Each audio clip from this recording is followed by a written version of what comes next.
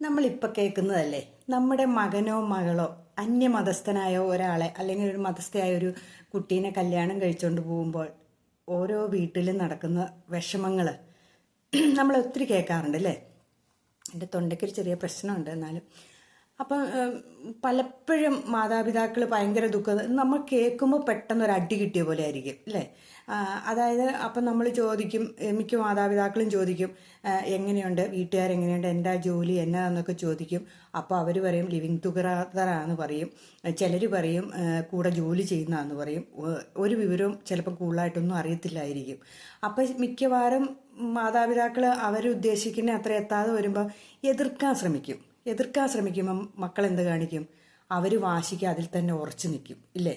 ഞങ്ങൾ ഒന്നിച്ച് താമസിക്കാൻ തീരുമാനിച്ചു, നിങ്ങൾ അതിനകത്ത് ഇടപെടണ്ടെന്ന്. ചില മക്കൾ മാതാപിതാക്കളോട് ഭയങ്കര ക്രൂരമായിട്ട് തന്നെ സംസാരിക്കുകയും ചെയ്യും. നിങ്ങൾ ഞങ്ങളുടെ കാര്യത്തിൽ ഇടപെടണ്ട, നിങ്ങൾക്ക് എന്താ അവകാശം, നിങ്ങൾ ഞങ്ങളെ നോക്കിയിട്ടുണ്ടോ എന്ന് വേണ്ട മാതാപിതാക്കളുടെ മനസ്സിനെ വേദനിപ്പിക്കുന്ന രീതിയിൽ അവർ സംസാരിക്കുകയും ചെയ്യും ഇല്ലേ. അപ്പം മാതാപിതാക്കൾ ഓർക്കും, എന്താ ഇവൻ ഇങ്ങനെ ഈ സമയത്ത് പറഞ്ഞാൽ, അല്ലെങ്കിൽ ഇവളിങ്ങനെ പറയണേ എന്ന് വിചാരിക്കും. അപ്പോൾ ചിലപ്പോൾ പറയും ഞങ്ങൾ വർഷങ്ങളായിട്ട് ഒന്നിച്ചാ താമസിക്കണേ എന്നൊക്കെ പറയും, ജോലി സ്ഥലത്ത് ഞങ്ങൾ ഒന്നിച്ചാ താമസിക്കണമെന്ന്. ചില പിള്ളേർ പഠിക്കണ കാലം തൊട്ട് തന്നെ ഇങ്ങനെ ഏതെങ്കിലും അഫെയറിൽ ചെന്ന് ചാടിയിട്ട് അതിങ്ങനെ കൊണ്ടുപോയിട്ട് അവസാനം ആയിരിക്കും നമ്മളോട് വന്ന് പറയുന്നത്. നമുക്ക് ഒട്ടും യോജിക്കില്ലാത്ത വിവാഹമായിരിക്കും അല്ലേ. പക്ഷെ നമ്മളൊരു കാര്യം മനസ്സിലാക്കണം, നമുക്ക് അതിനെ വേർപെടുത്താൻ സാധിക്കുകയില്ല. അവർ തീരുമാനിക്കണം അത് എങ്ങനെയാണ് മുന്നോട്ട് കൊണ്ടുപോകണോ വേണ്ടയോ, അതുകൊണ്ട് എന്തെങ്കിലും എന്താ ചെയ്യേണ്ടതെന്ന് അവരാണ് തീരുമാനിക്കണേ. നമ്മൾ മാതാപിതാക്കൾ എതിർത്തിട്ടുണ്ടെങ്കിലുണ്ടല്ലോ, പിന്നീട് കുറേ കാലം കഴിയുമ്പോൾ മാതാപിതാക്കൾക്ക് മക്കളെ അങ്ങനെ ഉപേക്ഷിക്കാൻ സാധിക്കില്ല. ഒത്തിരി കാലമൊന്നും അവർക്ക് പിണങ്ങിയിരിക്കാൻ സാധിക്കില്ല. കുറച്ച് വർഷം കഴിയുമ്പോഴത്തേനും ഈ അച്ഛനും അമ്മയ്ക്കും ഒരു തോന്നലുണ്ടാകും, കൊച്ചുമക്കളെ പോയി കണ്ടേക്കാം, മക്കളെ പോയി ഒന്ന് കണ്ടേക്കാം എന്നൊരു തോന്നലുണ്ടായിട്ട് ഇവർ ചെല്ലുമ്പോൾ ചിലപ്പോൾ ആ മക്കൾ പഴയ പോലെ സ്നേഹത്തോടെ സ്വീകരിച്ചു എന്ന് വരില്ല. കാരണം അവരുടെ ഉള്ളിൻ്റെ ഉള്ളിൽ തന്നെ ആ പണ്ട് ചെയ്ത അച്ഛനും അമ്മയും ഉപേക്ഷിച്ച ഞങ്ങളെ തള്ളിപ്പറഞ്ഞ അതായിരിക്കും അവരുടെ മനസ്സിൽ കിടക്കുന്നത്. അപ്പോൾ പിന്നെ നമ്മൾ ചെല്ലുമ്പോൾ വലിഞ്ഞു കയറി വന്നേക്കുന്നു എന്നുള്ള വാചകം കൂടെ നമ്മൾ കേൾക്കേണ്ടി വരും. അത് ചില മാതാപിതാക്കൾക്ക് കേൾക്കുമ്പോൾ ഭയങ്കര സങ്കടമായിരിക്കും. ഇങ്ങനെ ഒത്തിരി പേരുണ്ട്. അതായത് ആ കല്യാണത്തിൻ്റെ സമയത്ത് ഈ പെൺകുട്ടിയാണെങ്കിലും ആൺകുട്ടിയാണെങ്കിലും അവർ പ്രേമിച്ചുകൊണ്ട് നടന്ന സമയത്ത് നമ്മൾ വേണ്ട എന്ന് നമ്മുടെ പേരൻസ് പറയുന്നത്, പേരൻസ് എല്ലാ വശവും നോക്കിയിട്ടായിരിക്കും പറയുന്നത് നമുക്ക് പറ്റിയൊരു ബന്ധുതയല്ല എന്ന്. പക്ഷേ കുട്ടികൾ കാണുന്ന ആ പെൺകുട്ടീനെ അല്ലെങ്കിൽ ആ ചെറുക്കനെ മാത്രമേ കാണുന്നുള്ളൂ. അവരുടെ ഫാമിലിയോ അവരെക്കുറിച്ചോ ഒന്നും അന്വേഷിക്കാതെയാണ് ഇവർ പ്രേമിക്കുന്നത്. ഇവർ എന്നിട്ട് തീരുമാനിക്കുകയാണ് ഞങ്ങൾ ഒന്നിച്ചേ താമസിക്കുള്ളൂ എന്ന് തീരുമാനിച്ചു കഴിഞ്ഞിട്ടുണ്ടെങ്കിൽ നമ്മളെതിരിടാൻ പോയാലും അവരതിൽ നിന്നും മാറുകയില്ല. അല്ലെ അപൂർവം കുട്ടികൾ മാത്രമേ പേരൻസിന് പറയണ കേട്ട് മാറിപ്പോരുകയുള്ളൂ.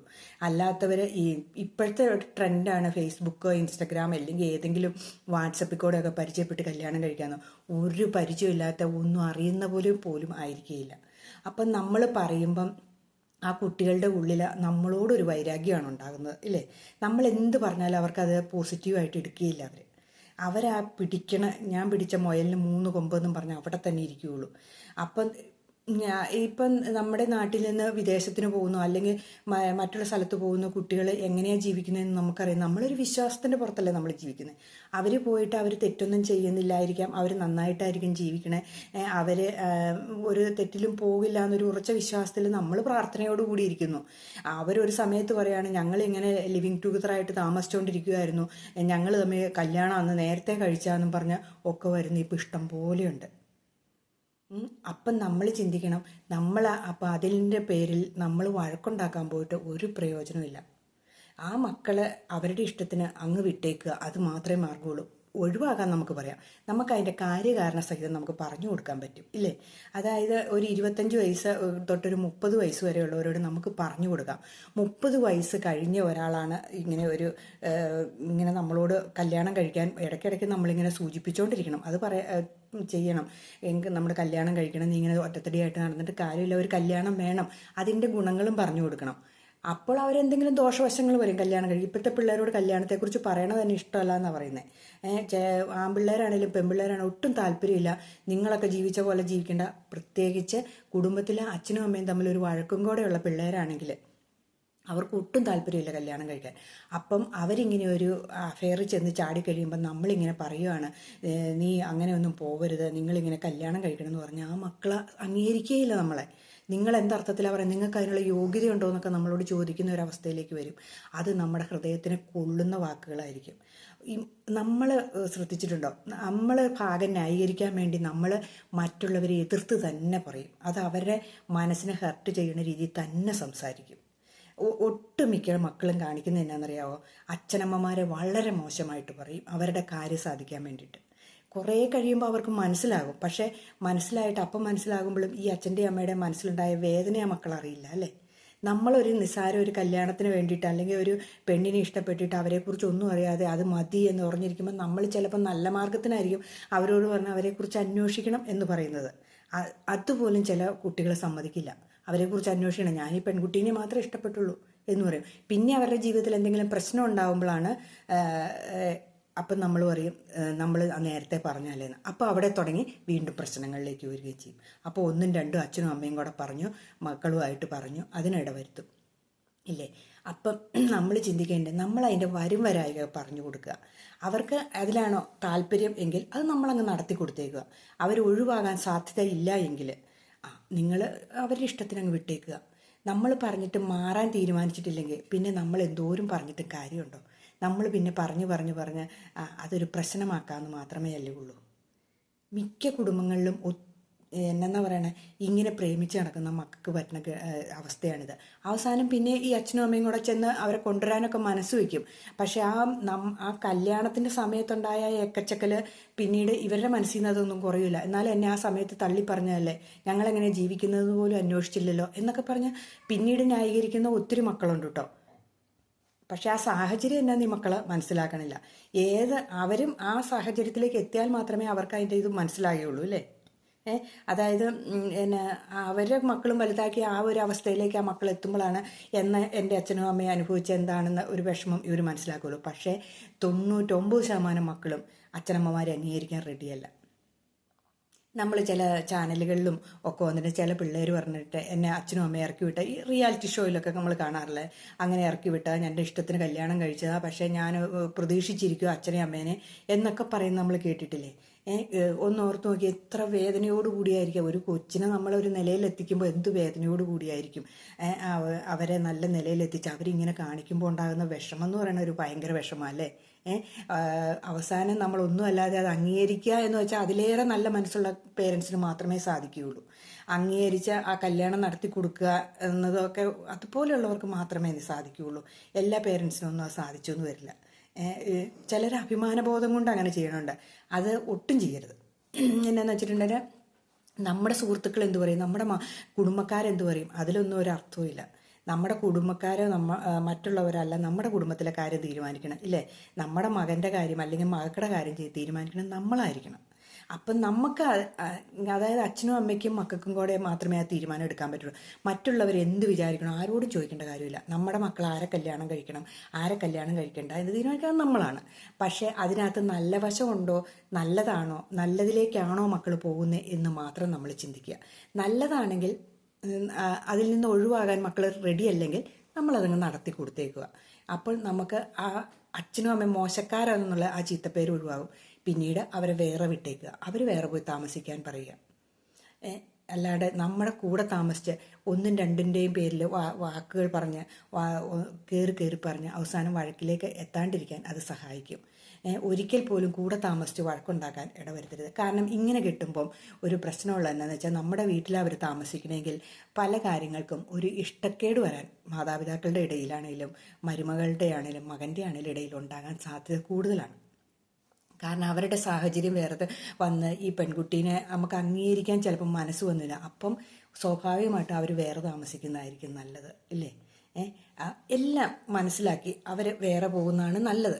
ആ ഏത് പയ്യനാണോ കല്യാണം അല്ലെങ്കിൽ പെൺകുട്ടിയാണോ കല്യാണം കഴിഞ്ഞാൽ അവർ വേറെ പോയി താമസിക്കാൻ അവർ റെഡി ആവുകയാണ് വേണ്ടത് ഇല്ലേ. നമ്മളൊന്ന് ചിന്തിച്ച് നോക്കി, വേറെ വിദേശങ്ങളിലൊക്കെ ആണെങ്കിൽ അങ്ങനെ താമസിക്കുന്നതിന് കുഴപ്പമില്ല. പക്ഷെ നമ്മുടെ സംസ്കാരം അതല്ല.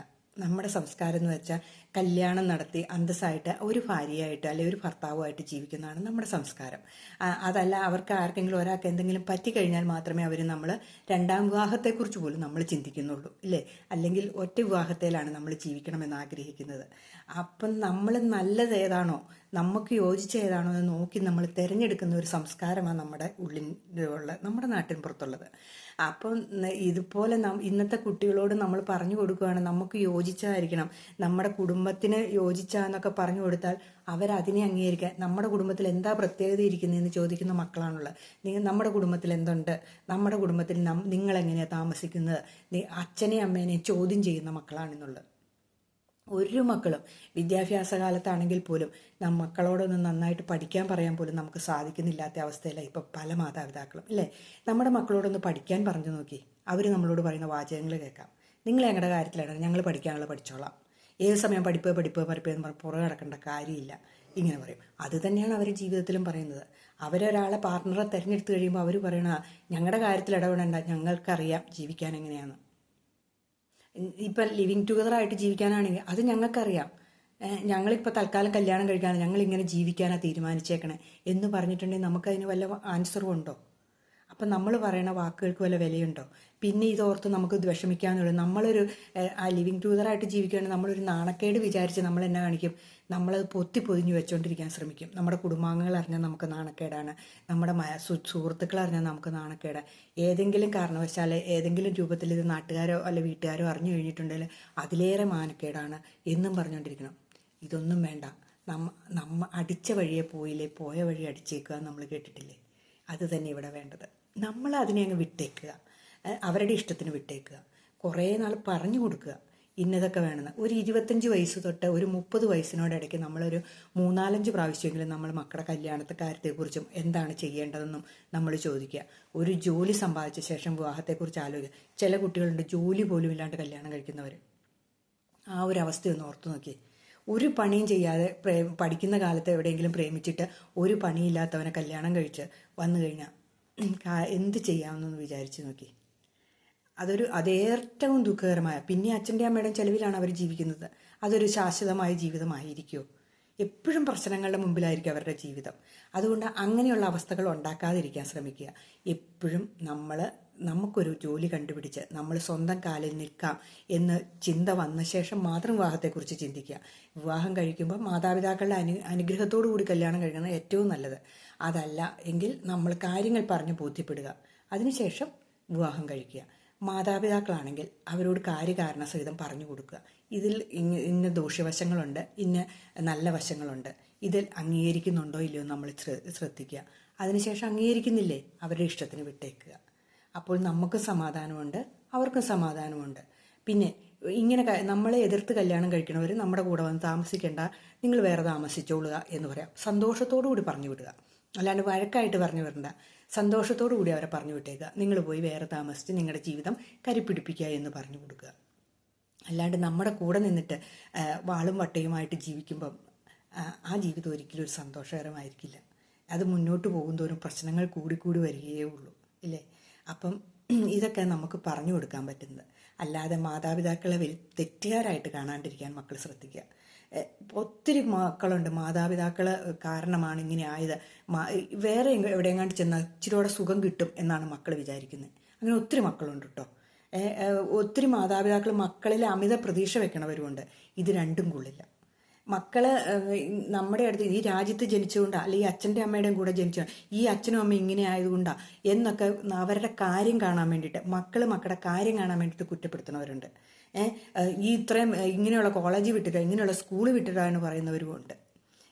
ചില മാതാപിതാക്കളുണ്ട്, നിങ്ങളുടെ എന്നു പറയുന്നത് ഞാൻ നിന്നെ ഇങ്ങനെയാണ് വളർത്തിയത്, നീ ഞാൻ പറയണ പോലെ കേട്ടോളാം. ഇതൊന്നും നടപടിയില്ല. നമുക്കൊരു നേർവഴി കാണിച്ചു കൊടുക്കാൻ മാത്രമേ സാധിക്കുകയുള്ളൂ മക്കൾക്ക്. അല്ലാണ്ട് നമ്മളെ അവിടെ കൊണ്ട് എത്തിച്ചിട്ട് അവരെ സുരക്ഷിതമാക്കാമെന്നൊന്നും നമ്മൾ വിചാരിക്കുകയേ വേണ്ട. നമ്മളൊരു വഴി കാണിച്ചു കൊടുക്കുക, വിദ്യാഭ്യാസം കൊടുക്കുക എന്നാണ് നമ്മുടെ ഉത്തരവ്. തെറ്റുകൾ ചെയ്തു കഴിഞ്ഞിട്ടുണ്ടെങ്കിൽ അതിൻ്റെ പരമ്പരായി അവരനുഭവിക്കും. ഇന്ന രീതിയിൽ പോയിട്ടുണ്ട്, ഇന്നത് വരും എന്ന് പറഞ്ഞു കൊടുക്കാൻ മാത്രമേ നമുക്ക് സാധിക്കുകയുള്ളൂ, അല്ലേ? അത് വീണ്ടും ആവർത്തിച്ച് അതിലേക്ക് ചെന്ന് ചാടിയിട്ടുണ്ടെങ്കിൽ അത് അനുഭവിക്കേണ്ട അവരുടെ ഉത്തരവാദിത്തമാണ്. അതിന് മാതാപിതാക്കൾ ഉത്തരവാദിയല്ല. മാതാപിതാക്കളെ അപ്പോൾ കുറ്റപ്പെടുത്താൻ വന്നാൽ നീ പോയി നിന്റെ പണി നോക്കാൻ പറയാനേ പറ്റുള്ളൂ നമുക്ക്, അല്ലേ? ഒത്തിരി മക്കളുണ്ട് അവനവൻ്റെ തെറ്റ് മറയ്ക്കാൻ വേണ്ടി മാതാപിതാക്കളെ കുറ്റപ്പെടുത്തുന്നവർ. ചില മാതാപിതാക്കളുണ്ട് അവനവൻ്റെ വീട്ടിലെ അടിയും തമ്മിത്തല്ലും ഭാര്യയും ഭർത്താവും വേണ്ടി മക്കളെ ഞങ്ങൾ എന്നിട്ടും ഇങ്ങനെ കഷ്ടപ്പെട്ട് വളർത്തിയതാന്ന് പറയും. മക്കൾ ചോദ്യം ചെയ്യുമ്പോൾ ഉണ്ടല്ലോ മിണ്ടാണ്ടിരിക്കുന്ന മാതാപിതാക്കളുണ്ട്. നമ്മൾ അതിനും അവസരം ഉണ്ടാക്കി കൊടുക്കാതിരിക്കുക. അപ്പോൾ എല്ലാ കാര്യങ്ങളും തുറന്ന് സംസാരിക്കുക. മക്കൾ എന്നാ പറയണത്, നമ്മൾ പറഞ്ഞ വഴി പോയില്ലെങ്കിൽ പോയ വഴി വിട്ടേക്കുക. അവർക്കിടെ നല്ലൊരു അവരുടെ ജീവിതത്തിൽ എല്ലാവിധ ഐശ്വര്യം ഉണ്ടാകാൻ വേണ്ടി നമ്മൾ പ്രാർത്ഥിച്ചേക്കുക. നമ്മൾ അവരോടൊരു വെറുപ്പോ വൈരാഗ്യമോ വെച്ചോതെ ഇരിക്കരുത്. ഒരിക്കലും നമ്മുടെ മക്കളോട് ഒരു വൈരാഗ്യമോ ദേഷ്യമോ അവരെ ഗതി പിടിക്കാതിരിക്കാനൊന്നും പ്രാർത്ഥിക്കുകയോ ഒന്നും ചെയ്യരുത്. നമ്മുടെ മക്കളാണ്, ഇതിലേ പോയാലും നമ്മുടെ അഡ്രസ്സിൽ അവരറിയപ്പെടുള്ളൂ, ഇല്ലേ? എന്തൊക്കെ കാണിച്ചാലും, എന്ത് തെമ്മാടിത്തരം കാണിച്ചാലും നമുക്ക് നമ്മുടെ മക്കളല്ലാണ്ടാവില്ല. നമ്മുടെ നമ്മുടെ മക്കൾ തന്നെയല്ലേ. അപ്പം അതിനെ അംഗീകരിക്കാൻ നമ്മൾ മനസ്സുകൊണ്ട് ഒരിക്കൽ പോലും ശപിക്കാതിരിക്കുക. എന്ന് വന്നാലും നമ്മുടെ വീട്ടിലേക്ക് സ്വാഗതം എന്ന് പറഞ്ഞു വിട്ടേക്കുക. സ്വന്തം ജീവിക്കണമാണ് നല്ലതെന്ന് അതിനിടെ നമ്മൾ സൂചിപ്പിച്ചേക്കുക. ഇത്രയൊക്കെ ചെയ്താൽ മതി. എപ്പോഴും അല്ലാണ്ട് നമ്മുടെ കൈപ്പിടിയിൽ ഇരിക്കും എന്നോർത്തോണ്ട് ഒത്തിരി മാതാപിതാക്കളുണ്ട് കരയുന്നത്, സങ്കടപ്പെടുന്ന മാതാപിതാക്കൾ. പെൺമക്കൾ പോയി, ആൺമക്കൾ പോയി, അവർ തോന്നിവാസം പോയി എന്നും പറഞ്ഞ് അതിനൊന്നും ഒരു കഥയില്ല. നമ്മൾ നമ്മുടെ ജീവിതം നല്ല സന്തോഷത്തോടെ ജീവിച്ച് തീർക്കുക. കണ്ട ഷുഗറും പ്രഷറും സ്ട്രെസ്സും ഒക്കെ അനുഭവിച്ചിട്ട് എന്ത് കിട്ടാനാണ്? നമ്മൾ രോഗികളായി തീരുന്നേ ഉള്ളൂ. അവർ നമ്മളെക്കുറിച്ച് ചിന്തിക്കുക പോലുമില്ല. അപ്പം ആ വഴിയൊന്ന് വിട്ടേക്കുക. ഇതേ ഉള്ളൂ എനിക്ക് പറയാം നിങ്ങളോട് ഓരോരുത്തരോടും.